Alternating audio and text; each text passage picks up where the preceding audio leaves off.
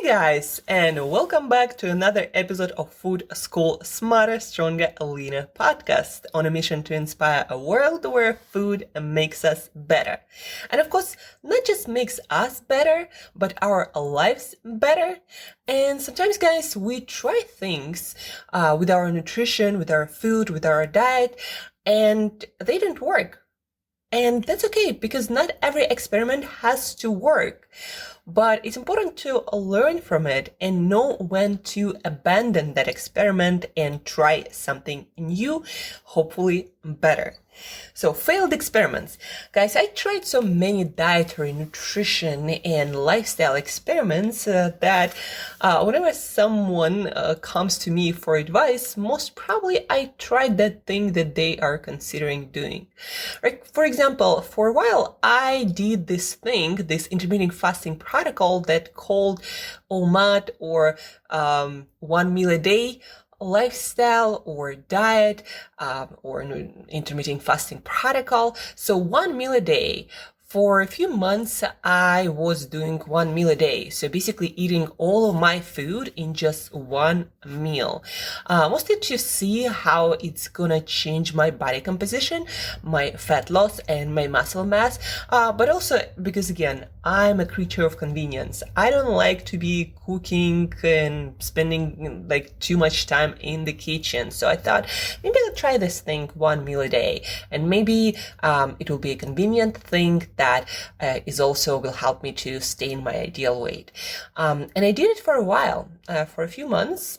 And from one perspective, you can say that I succeeded because it did help me to save time. It did maintain my ideal body weight. And I managed to do it for a few months. And I even managed to drop a couple of pounds doing that.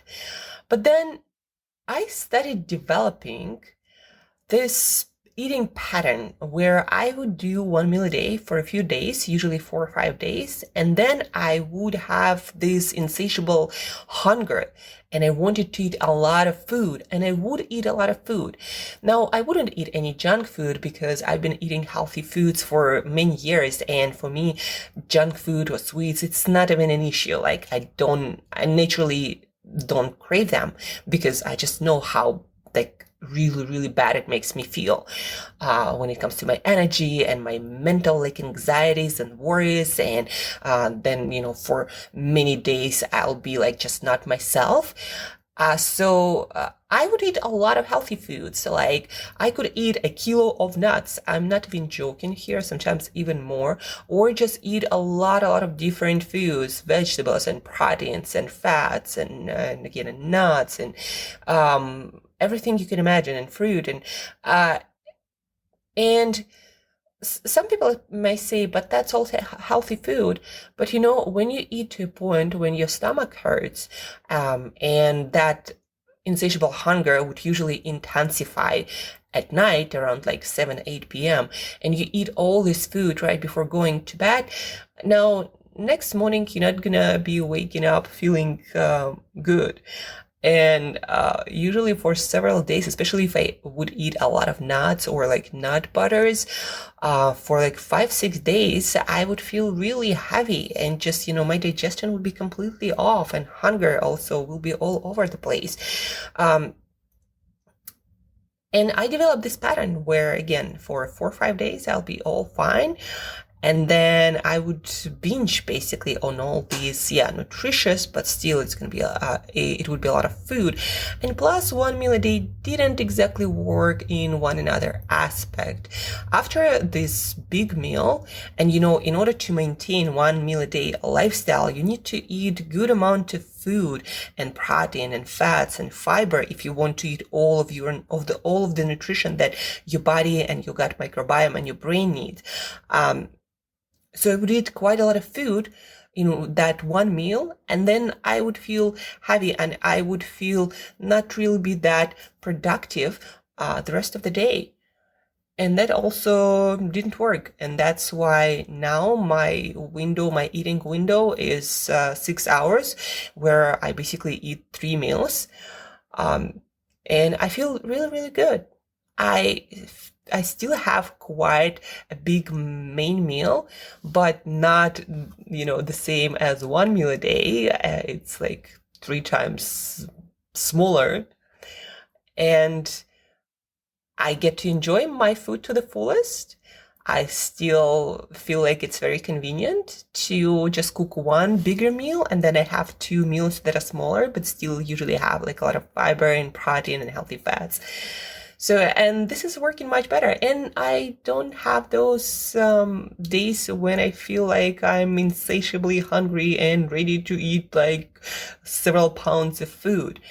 So 1 meal a day, in theory, it sounds really good, but for most people, especially women, that's what it causes. So if you are trying to do this intermittent fasting protocols, when you fast for many hours, you're trying to fast for many hours every single day, and especially as a beginner, and then you feel this insatiable hunger, guys, it's not your fault, it's biology. You just need to choose something else that will deliver results and will not cause this insatiable hunger that will sabotage all of your progress.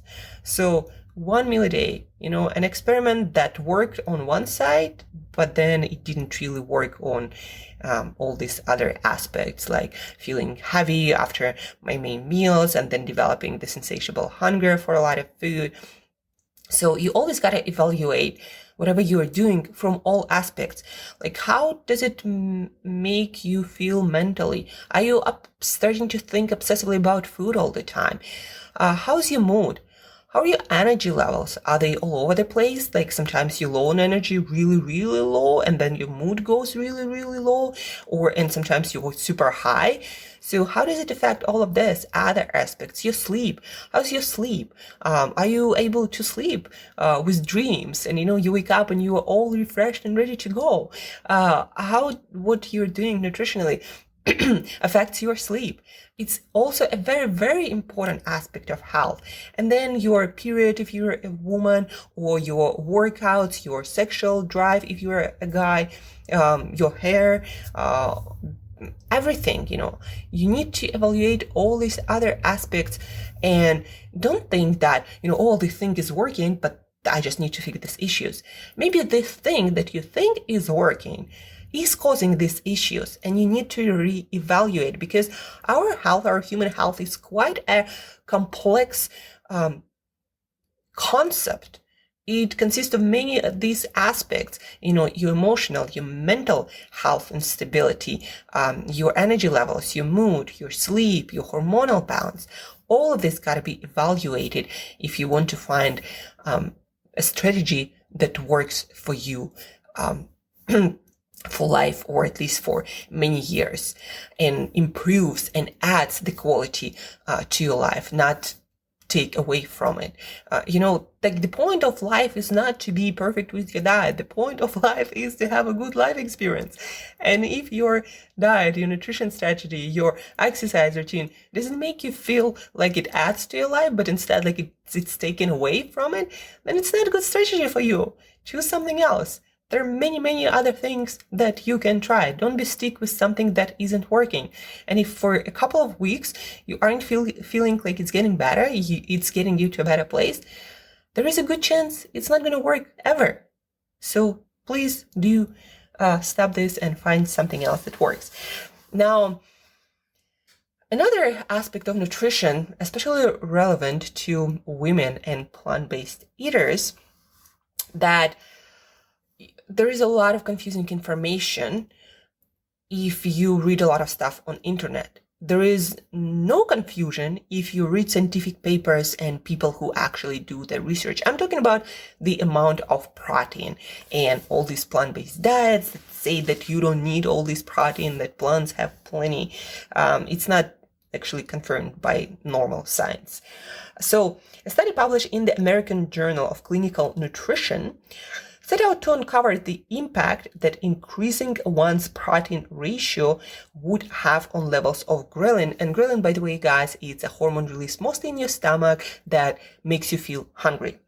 So the researchers put test subjects, or people basically, on either an adequate protein diet that, according to bad science, is 10% protein, 60% carbohydrate, and 30% dietary fat. Other people, they put on higher protein diet that was 30% of protein, 40% of carbohydrate from calories, and 30% of dietary fat. So the results found the test subject with a higher protein ratio had higher levels of satiety, so basically they didn't feel hungry, a higher resting metabolic rate, so we're all trying to increase our metabolic rate, not to put too much fat in storage, right? And higher levels of fat oxidation, so they burned more fat. They burned more fat, yet they were more satisfied, so basically they stayed not hungry. And another study found that simply increasing the protein ratio, or basically eating more protein-rich foods like eggs, meat, fish, in the first meal of the day led to increased levels of ghrelin, of decreased levels of ghrelin. So basically, if you eat a lot of protein in your breakfast, and most people actually don't do that, like surprisingly, people would eat oats with some yogurt. Yogurt has only 9 grams of protein, whereas adequate amount of protein for breakfast is like 30, just to give you an idea. So high quality protein for breakfast decrease the amount of hunger you feel for the rest of the day.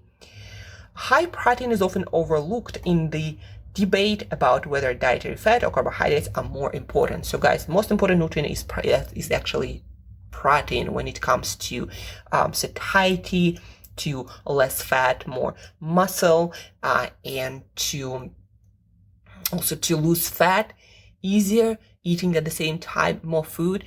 And it has a lot to do with the way protein works in our body, how it is digested. It requires about 20-30% of energy from that food, that protein food, to just digest that food. Whereas for carbohydrates, it's like 5 to 10, and for fats, it's basically 0. So all the energy in fats goes right into your energy bank account, to kind of use a metaphor.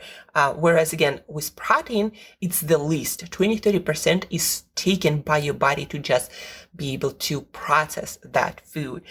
And in general, girls and boys, what's like from my experience and clinical data, what's the ideal amount of protein to keep you satiated, to also help you to maintain a lean body mass now and especially later in life, to help your body to create all the structures it needs to create, anything from your skin to hormones to your cellular membranes to your antibodies for your immune system to fight any virus and infection. So what's a good amount? 2 grams per kilogram of body weight. So for example, if you are, 60 kilograms, then you will need 120 grams of protein at least. It's 2.2 actually. Yeah, that's the actual formula. So even a little bit more than 2 grams per kilogram.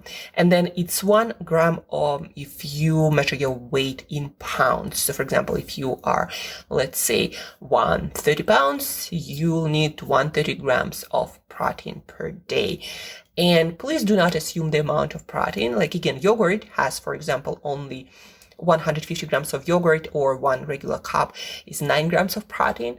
1 egg is only 6. So if you eat 1 egg for your breakfast and you think you're done with your protein, well, you only got 6 grams. So you have like another 124 to eat that day. And when it comes to plant-based sources, they're just not the same. We already talked about that on this podcast, because a protein, we need certain amino acids or building blocks of protein to allow our body to do everything it needs to do and to trigger satiety or fullness in our body. And so we need certain amount of certain amino acids, and plant-based foods, they aren't like animals, and that's why they do not provide the same amino acids that we need. So from animal foods like your eggs, your fish, your meat, that's where your chicken, your duck, that's where you get the amino acids that human body mostly needs. So that's on protein side. So if you are interested in maintaining ideal body weight without feeling hungry for now and many years from now, then please do eat your protein.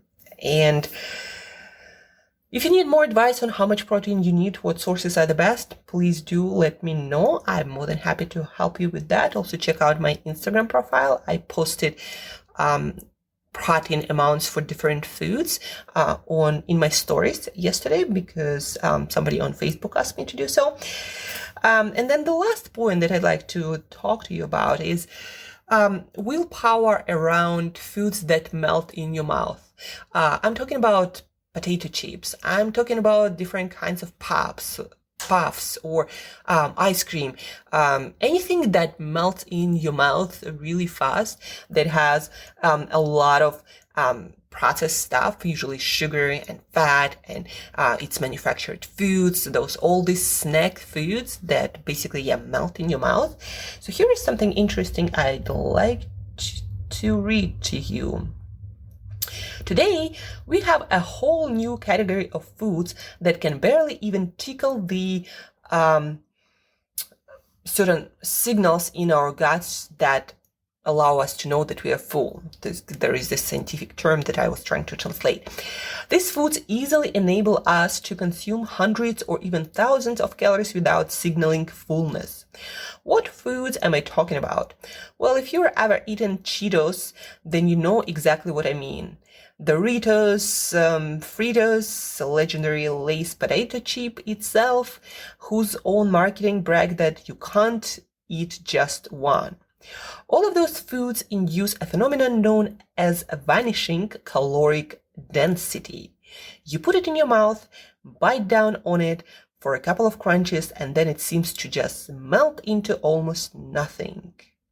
A food scientist from Chapman College, Stephen Witherley, states if something melts down quickly, your brain thinks that there is no calories in it. You can just keep eating it forever. I don't know about you, but I personally crushed whole bags of potato chips, and if I was feeling fancy, I'd easily knock down a can of Pringles. So, guys, there is there are a lot of scientific divisions that food companies, like the ones who make Lay's and Cheetos or Pringles, they hire those food scientists to figure out how to make you eat more non-stop and crave more and more and more. And so your brain and your gut, they don't give you the signal that you are getting a lot of calories, that they don't signal fullness. So if you have these foods in your house and you think, well, from now on, I'm just going to eat a few chips. That's not going to happen, guys. It's not about your willpower. It's about how our brain and gut work. Now, food scientists, they figure out that if they can make something melt in your mouth, no matter how many calories it has, your brain will think there is nothing, and you will want to eat more and more and more, no matter how many calories in it again. And also they balance out the flavors that triggers your brain to be just addicted enough to want more and more and more, but not nutritious enough to make you stop eating them. So again, if you have these foods in your house that you know when you start eating, you can't stop eating them. They usually melt in your mouth. They have intense flavors, usually artificially created. If you have these foods in your house, please get rid of them, because most of you will never, and I'm serious about this, will never be able to manage those foods when you are around them. So please, if you are interested in maintaining your healthy eating habits for life, please do get rid of these foods. Eliminate them from your house. Everyone in your household, your family, your boyfriends, girlfriends, your kids, they will benefit from it. And whenever you feel like you want to have a dessert, you alone or with someone else, go out there and sit in a cafe and just have one piece of something. Don't bring anything into your house. Or if you do want to bring something into your house, just go to that bakery and buy one piece of cake. Just one cookie, 2 cookies. whatever you want to eat. Don't ever bring those foods in unlimited amounts into your house. Again, most of you guys, that's just how human biology and brain work. Most of you will never be able to willpower your way through moderate consumption of this manufactured to be highly addictive foods.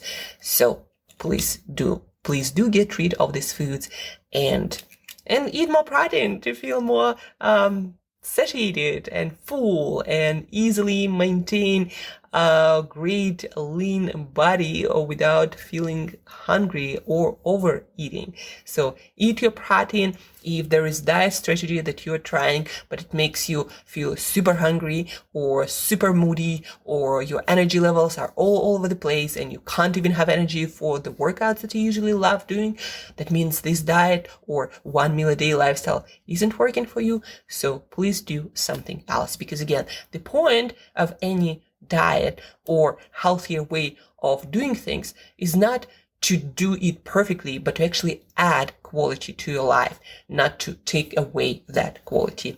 Please always get some perspective on what you're doing and whether that's actually improving the quality of your life or not, because no food, no diet worth your unhappiness. And that's it for today, guys. That's all I wanted to share with you this Monday. Hopefully you found this episode helpful, and hopefully it might make you think differently about what you are doing, what you're reading on the internet. That's the hope. It's always your decision. You're free to do whatever it is you want to do, but please do consider what you heard today, evaluating this new thing, diet or a nutritional protocol you're trying or doing.